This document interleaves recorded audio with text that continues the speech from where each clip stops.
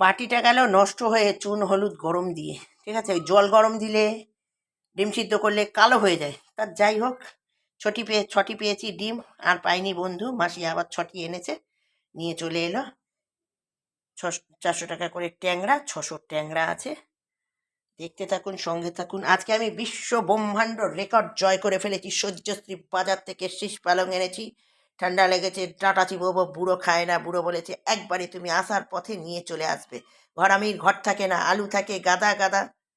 আজকে বলি আলু শেষ, নিয়ে চলে এলাম অল্প করে। বেশ হবে ডিমের ঝোল, একদম পাতলা করে খাবো লেবু টলে টলে।